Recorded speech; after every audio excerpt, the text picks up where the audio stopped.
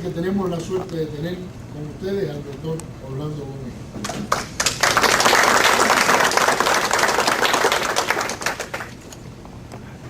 Queridos compatriotas y amigos, yo voy a comenzar estas palabras con una confesión. Me siento sumamente honrado de haber sido escogido para hacer la presentación de este libro excelente, sencillamente excelente, que han preparado este gran periodista colombiano y el general Tabernilla, que naturalmente durante mis palabras rara vez lo llamaré general Tabernilla, lo llamaré como a él le gusta que lo llamemos, Silito Tabernilla.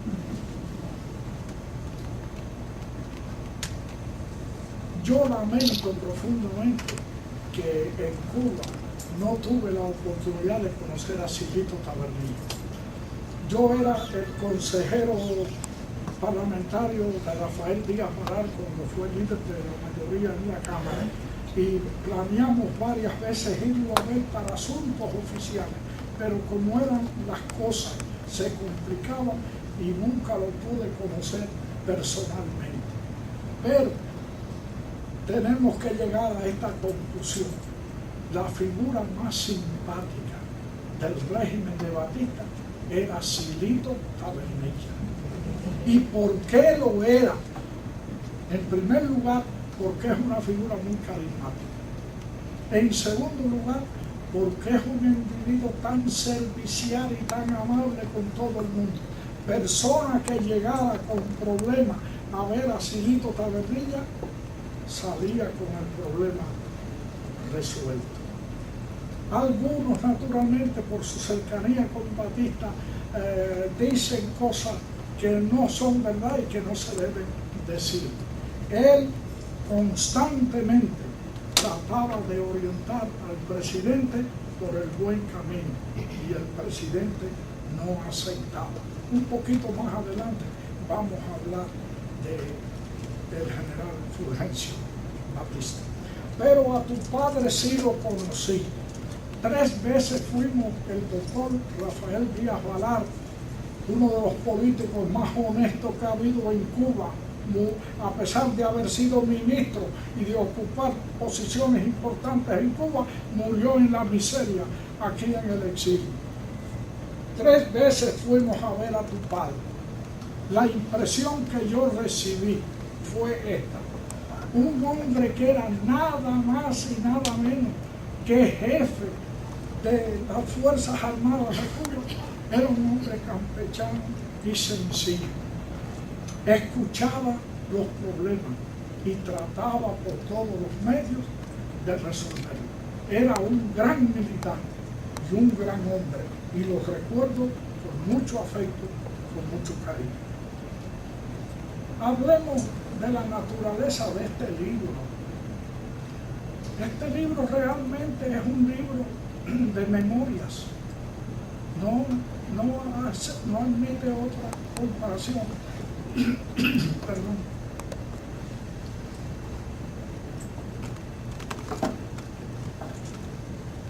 Las memorias fueron muy populares y todavía lo son. Ahora mismo acaban de salir las memorias de Ted Kennedy. Me acuerdo las memorias del argentino Sarmiento. Me recuerdo de las memorias de Winston Churchill, dando a conocer todos los sucesos de la Segunda Guerra Mundial, etc. Pero hace como 3 años, Silito me anunció la publicación de este libro. ¿Te acuerdas, Silito? Y yo le dije, adelante. Y 2 o 3 veces que hablamos por teléfono le decía, ¿y el libro qué?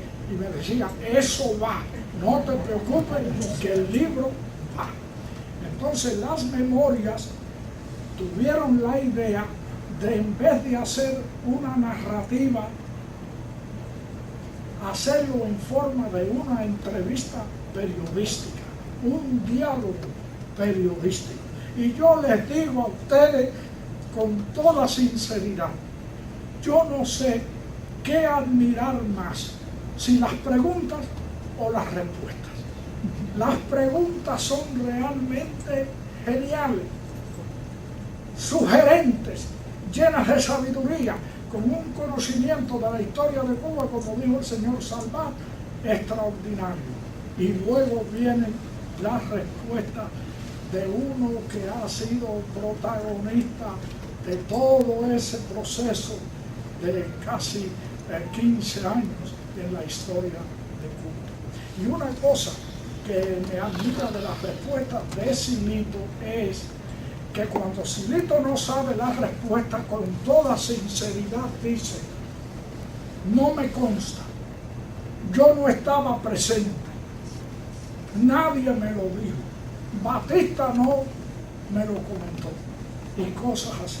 Las respuestas son muy escuetas, pero muy ricas en datos, muy imparciales, muy objetivas, que es como debe ser el verdadero pensamiento de un militar o de un político o de un historiador. Aquí tenemos a este periodista. Él ha enrumbado su rica vida intelectual hacia varios objetos.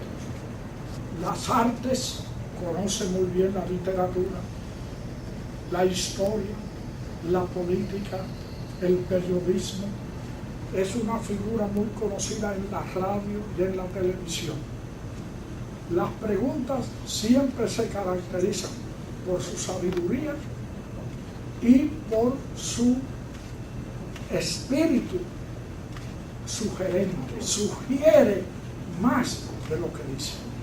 Y el general Tabernilla, Silito, siempre contesta con una riqueza de datos extraordinaria y, como les digo, con mucha honestidad. Hay veces que confiesa cosas que en cierto sentido lo pueden perjudicar. Por ejemplo, cuando afirma el golpe del 10 de marzo fue un error político. ¿Por qué? Porque estaban convocadas elecciones generales para 2 o 3 meses. Y eso hay que admirarlo, la honestidad, la sinceridad con que responden a la pregunta. En Cuba hemos tenido extraordinarios historiadores. Ramiro Guerra, que se nos quedó en la guerra de independencia. Herminio Porter Milá, mi gran amigo Carlos Márquez Eterni, que es mi favorito, y otros historiadores. No he descubierto en el libro, quiero confesarles que yo me he leído el libro 4 o 5 veces.